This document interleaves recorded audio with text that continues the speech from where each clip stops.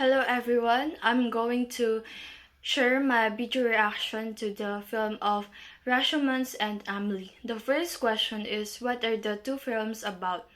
The first, titled Rashomon, it's about a complex exploration of truth and perspective. Each stories contradict the others, making it impossible to determine what actually happened. The film challenged the viewer to question the nature of objective reality and the reliability of the memory. The second film, titled Amelie, it is a French film about a young woman named Amelie. She feels like disconnected from the world, but also she finds a joy in performing small acts of kindness and creating a magical moments for others.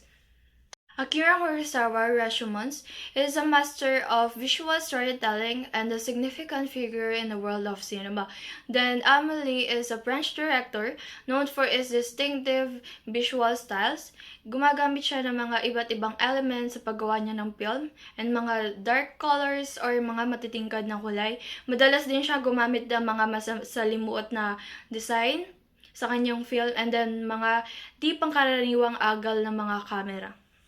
Si Amelie, madalas siyang gumamit ng mga masasalimuot na set of design and madalas din siya gumamit ng mga di pangkaraniwang mga angle ng camera. In the third, I provide a visual explanation on how the films were shot, made, and edited, what visual appeal and editing were added into both films in order for it to support its story. In Rashomon's films, they have a strong composition, use of lights and shadow, deliberate the movement of cameras, and the editing to highlight two contradictions. In Amelie film, they're focusing on visual style, saturated color palette, whimsical effects, dynamic camera work, and lastly, the fast-paced editing. These elements create a fairy tale-like atmosphere and nakabase or connected din ito sa personality ni Amelie and emotions niya. The overall effect are dim, charming, and whimsical like a fairy tale. In the fourth, choose two shots on each film that made a great impact on you. Evaluate the scene, why those four were memorable by making use of art elements and design principles and how they added to the effectiveness of the delivery on each scene. In Rashomond's film, shot 1, ay yung close-up wide space. Habang sinasalaysay niya yung version of the story, then nung lighting, mas nakita yung expression niya, mas nakita doon kung mas kapanipaniwala yung expression na pinapakita niya.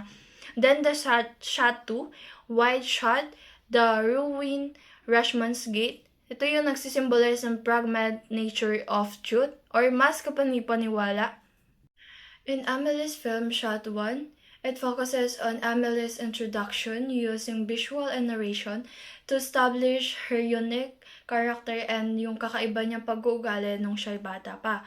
And then, nung sa shot 2, ito yung may tinulungan siyang matanda para ma-recognize or maayos yung alaala ng matanda. It shows a powerful visual storytelling and an emotional impact. The similarities of the two films. Para silang in-explore yung theme of the human connection in a different ways.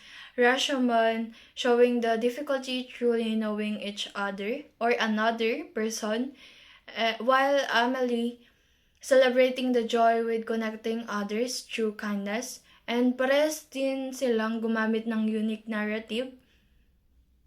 Rashomon uses a multiple perspective, while Amelie employs a whimsical narrator and creative editing techniques for their film. The differences of the two films. Rashomon, set in medieval Japan, is a dark and morally ambiguous film exploring the themes of honor and survival, while Amelie, set in modern day in Paris, light-hearted and optimistic. Nakapokus din yung Amelie sa happiness and love. Kabaligtaran to ng Rashomons. In number 6, in modern day filmography with CGI and visual effects often added to make visually appealing films to engage its audience? Is it possible to make films that have a similar impact without much dependence on it? Yes.